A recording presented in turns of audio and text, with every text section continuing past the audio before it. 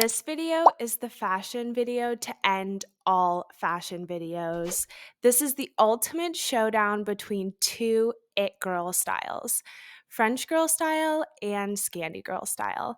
And if you're anything like me, when you started out on your fashion journey, you were probably hit over the head with copious amounts of Pinterest posts and blog posts regarding how to achieve the elusive French girl style.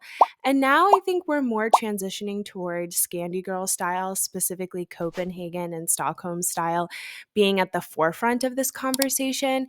But in today's video, I wanted to break down the whole elusive it girl factor behind it all, what the differences and similarities are between the two styles, and how to achieve it with your own personal style. Grab your tea or coffee and let's get into it. Welcome back to my channel, The United Colors of Style, where the divas are into details. So without further ado, let's dive in. Whenever a video is done regarding national identity and cultural identity, especially regarding style, a lot of strong reactions are evoked. And I want to make a very clear disclaimer that there is a significant difference between influencers that claim to know a national style versus actual runway brands who also are heritage to that specific country and culture, and then regular normal people, but specifically the regular normal people who live in the major cities like Paris, Stockholm, or Copenhagen, versus people who live in the same country but don't live in the major cities. And I know that's a mouthful, but it's very important to know that like influencers are marketers first. They are trying to sell you an idea, a lifestyle, a vibe, and it is a fantasy. It's not usually rooted in reality. That's why a lot of people are like, "Well, I don't dress like that and I live in Paris." Yeah, we know. It's important to have that level of awareness and know that this is just a brand and a dream that's being sold versus an actual runway or heritage brand like Chanel or Ganni or Acne Studios for the respective countries. I think it's important to know that they also have their own identity. They do take facets of that everyday life and the style roots that are found within that country, but it's usually for the upper echelon people who can afford that type of high quality, really expensive clothing items. And then there's the everyday people who are just living their lives and are very much not into the whole fashion game, who are basically just, again, being normal everyday people, which is also valid, also great. But I think it's important to differentiate between those different categories.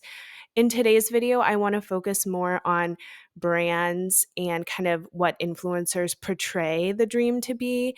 So I want to make that distinction very clear. So for the purposes of today's video, I will be focusing on French girl style and the source material that it's derived from. So a lot of these influencers get their inspiration from new wave French cinema. So think that more Brigitte Bardot era, Jane Birkin era of French cinema. And I think that is a lot of what they draw inspiration from. It's their source material. So that's what I want to focus on as what French girl style is, because that's the original. Everyone else is just cosplaying, in my opinion, at least. So to me, when I think of French girl style through that lens, I think of very feminine silhouettes. So very much an emphasis on wearing clothing that is very tailored to the body. I don't really see that many relaxed fits. I think it's a lot more about embracing the feminine curves, so to say.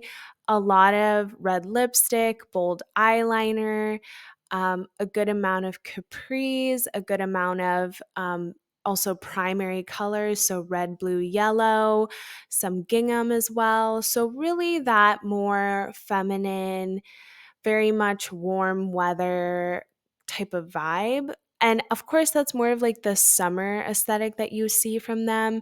I think when you think of winter and that era, you think of a lot of trench coats, fitted pea coats, A-line coats as well. And still kind of continuing with the same makeup theme, maybe a little bit less of a red lip, but definitely still a bold eyeliner. Very much like, I think, body and silhouette first. I, again, don't really see any oversized silhouettes. I think, if anything, there are some, and actually a lot of elements from the 70s as well that you find. So there is some flaring or A-line, but never oversized and never relaxed. Moving on to defining Scandi style, I really wanted to highlight a fashion house that I really love called Skull Studio. And I'm probably pronouncing that wrong, so please give me some grace. But I really love their kind of approach to fashion. And I feel like it's very indicative of what I think Scandi style is, or I guess how Scandi style is perceived. And they are a Danish heritage brand, and I think they produce some really great high quality clothing, kind of similar to the Row. And a lot of what I think of when I think of Scandi style is just very relaxed fits that are based in more neutral colors, very monochromatic. There is some texture play, but I wouldn't say that there's much of a play on color. I think silhouette is very much cohesive as well. It's all relaxed throughout. So I think where French Girl kind of will have that more 70s flare bell bottom at the bottom of their pants, but not necessarily at the top. It'll be more form fitting. Here, it's like all very easy breezy, flowy throughout, which I really appreciate. And I think that there is something beautiful and something to be said for that. As well as, when I think of Scandi style, I think of something that's very functional, very practical, very kind of makes sense for the environment. I think there's a lot more layering, which makes sense because it is cold there. And I think, again, it's very indicative of what the Row is trying to portray with the more quiet luxury movement that we see going on. So I think those are kind of the style essences that I see running throughout Scandi style. Now, moving on to the similarities between the two styles, I would say that both have a strong appreciation and love for vintage items. I think both styles love a good thrifted piece, they love a good heritage piece, and have a strong appreciation for things of the past, that more nostalgic looking back. My grandmother used to wear this, or this has been passed down through the family. So I think there's definitely that strong appreciation for vintage, as well as a lot of appreciation for high quality materials. I think, especially since especially Scandinavian houses really have a high emphasis on sustainability. I think there's less of an emphasis on plastic clothing and more of an emphasis on high quality materials. I think same for French Girl style. They really love their 100% cotton denim, especially in order to achieve that fit that they're looking for. It's super duper important. Also, I think that they both have very minimal and like not bright colored clothing, if that makes sense. Like, yes, French Girl style does have red, but I think, and some elements of yellow, but I think that's kind of specific to the summertime, and also for the most part isn't too loud. I think it's fair to say that both styles kind of aren't too jarring, if that makes sense. They're very much classic. Maybe that's what I'm trying to say. I don't think it's anything that's too out of this world. It's very much jeans, blouse, kitten heel for the French Girl, and then blazer top and maybe jeans and like a cool sneaker for the Scandi Girl. So it's nothing like too avant-garde, too crazy, too experimental. It's very much heritage, classic, simple. So now moving on to the differences, I would say first and foremost, the biggest difference is French Girl style is a lot more rooted in femininity, traditional femininity, kind of form fitting, waist defining, very much the quote unquote flattering look. that is pushed, I think, a lot of times. I think there's a lot more of that emphasis on accentuating your quote unquote feminine curves. Whereas I think with Scandinavian style, it's a lot more relaxed, a lot more almost androgynous, menswear, suits, tailoring, etc. So I think that that's one really major difference. I would also say with colors, Scandinavian style is a lot more muted color palette with high emphasis on neutrals, where I would say, French girl style has a lot more primary colors, especially in summertime. And while I do know that the Copenhagen girlies are known for like a pop of color here and there, I would say it's more rooted in their accessories. Whereas I think with the typical French girl style, they'll have like a main garment that's the actual pop of color.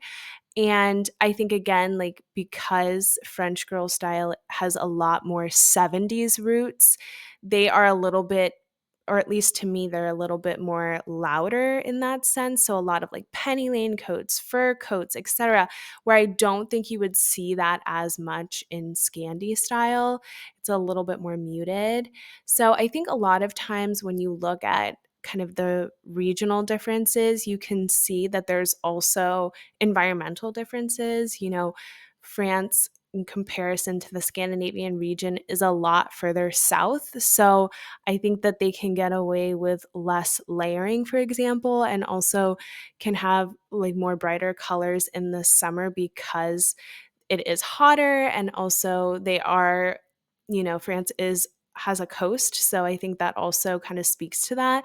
Whereas I think with Scandinavian style, there's a lot more of that maybe like rocky coastal style, if that makes sense. Like if you're an American, like more of that Maine, Cape Cod similar style, which is funny because they both have like more rocky kind of jagged coastlines versus I think French style, especially the typical one in the summer, is a lot more of that French Riviera, kind of more similar to Italian idealized style.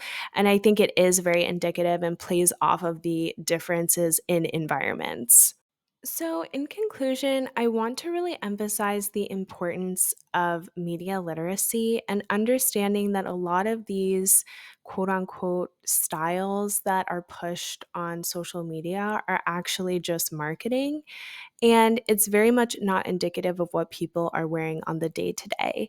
So, just as long as you're aware of that fantasy that they're trying to sell you and know that it's not really most people's reality, and kind of just be aware that, okay, this is something that I'm drawn to, and I'm not saying to feel any shame or embarrassment about that. I think it is nice, but just taking elements of it rather than trying to copy it exactly and then kind of becoming a little bit of a caricature of an idea. I would say just try to stay true to yourself, understand the elements that you really appreciate about this style, and then emulate it within your own wardrobe. Because at the end of the day, like I said, like it's a bunch of marketing execs sitting in a room trying to define what femininity and what women from that specific country should look like and the kind of soft power branding that they want their country to have. So, just having that wherewithal and awareness is super important on your fashion journey to just try not to get too caught up on what a lot of the fashion marketing is pushing. As always, we'll be ending today's video with an inspirational fashion quote. Today's quote comes from the iconic Ralph Lauren. He states, I think I've been happy because I've been able to do what I believe in and on my own terms. Thank you so much for watching and sticking around for the entire video. Please make sure to like and subscribe, and I'll see you guys in the next one. Bye!